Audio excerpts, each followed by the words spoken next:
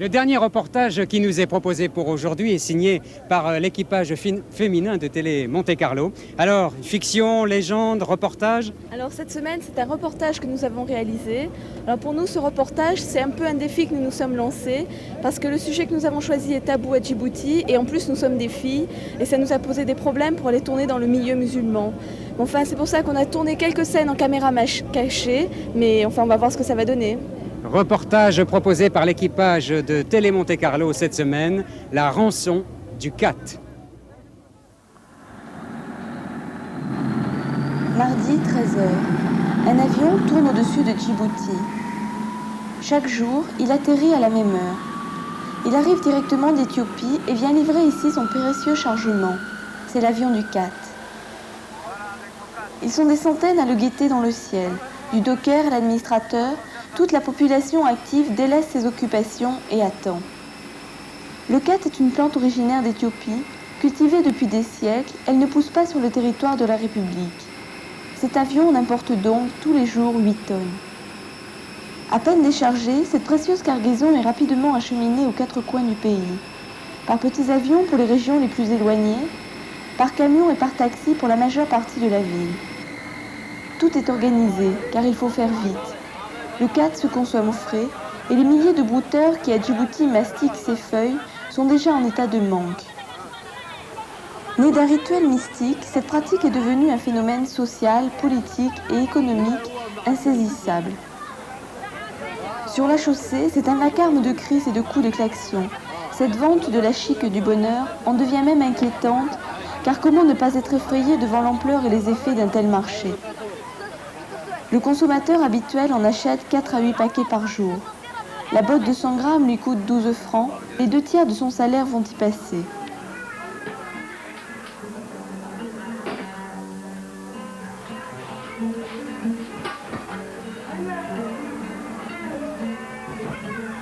Quand à 2 heures de l'après-midi, sa journée de travail est finie, il rejoint le groupe avec lequel il va passer 4 à 8 heures à brouter en buvant de grandes quantités de thé, enfermé dans un local exigu, le Mabraz. Pour profiter des vertus du cat, il faut d'abord mâcher les feuilles, puis en faire une boule qui, coincée contre la joue, continuera à diffuser sa sève. Le cat, de ma part personnelle, il me donne le courage de travailler. Et d'après finir les 4, le soir il me donne le courage et il me donne le plaisir d'y aller avec ma femme. L'une des plus insignifiantes planètes de notre système stellaire, la Voie lactée, est celle-ci, notre Terre. La Terre est non seulement une petite planète, mais elle est encore une Djibouti, j'espère que Djibouti est le seul pays où tous les gens se connaissent entre eux. Pourquoi? Parce que c'est le cadre qui réunit ces gens-là. Qu'ils soient des Arabes ou des Afars ou des Somalis, de toutes les races, il n'y a pas, c'est-à-dire une distinction. C'est le cadre qui réunit ces gens-là. En plus, moi j'ai visité tant de pays, je ne trouve pas comme Djibouti. C'est le seul pays où les gens se connaissent, c'est-à-dire c'est comme des frères. Ce qui est bon dans les cadres, c'est qu'on s'entraide entre nous. Si un d'entre nous tombe dans le pétrin, ou bien ça lui arrive malheur, bien, ça c'est bien. Ou bien un cas de décès d'une membre de sa famille, tout le monde qui vient, qui se groupe en broutant, verse ou bien une somme comparable pour l'aider. Ce qui est meilleur dans les cadres, même dans les mariages. Si un homme n'a pas le moyen de se marier, on lui prépare une petite tente, c'est-à-dire on l'appelle Magdala en arabe, et puis en broutant les quatre, on se groupe, oui. Et chacun paye une somme. Ce qui est bon dans les quatre. Les premiers effets sont ceux d'une drogue euphorisante. Les hommes l'utilisent aussi comme stimulant sexuel.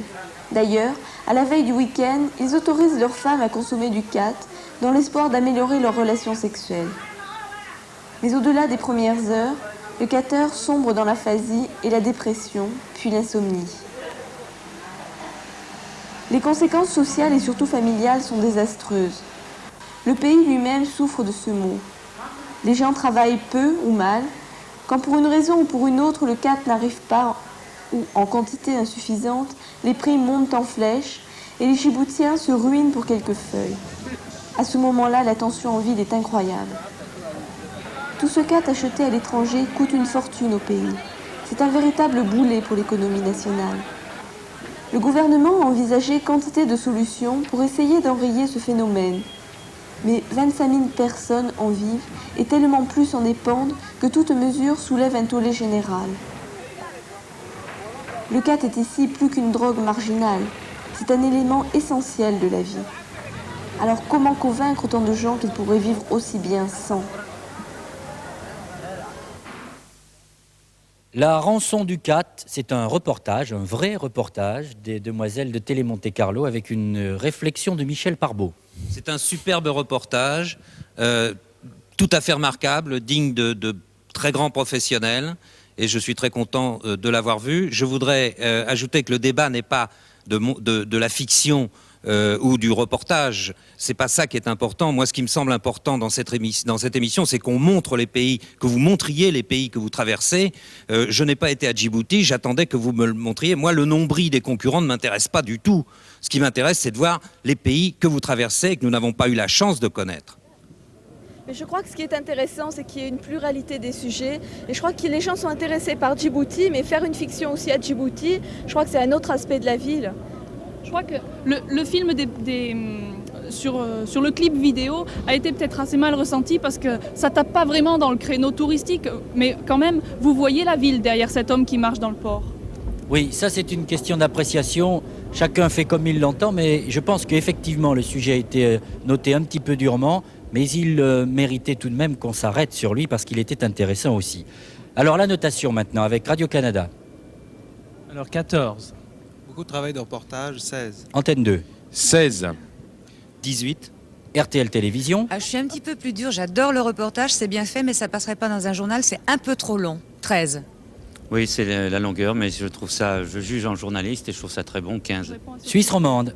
C'est un reportage classique, mais il m'a beaucoup intéressé, il m'a appris quelque chose d'original, j'ai donné 16. Il y a une chose qui me frappe dans ce reportage, c'est la première fois qu'on entend des habitants de Djibouti parler. Et je trouve ça aussi intéressant. Bravo pour ce grand reportage, 17. 125 points. Bravo, mademoiselle, on peut vous applaudir. C'est bien, parce que vous avez fait un... Cela ne veut pas dire pour autant, mesdames et messieurs les raideurs, que nous penchions plus pour le reportage que pour la fiction. Les deux doivent cohabiter dans cette émission. Nous allons maintenant vous écouter, Didier, pour Attendez, savoir... Noël. Oui. Oui, une remarque de Guylaine. Oui, j'aimerais dire à Sophie Eke quand même que c'est un sujet tellement important qu'on ne peut pas le boucler en 3 minutes ni en 2 minutes 50. Les 5 minutes, elles étaient quand même nécessaires parce que c'est tellement important ici à Djibouti qu'on ne peut pas passer sur certains aspects.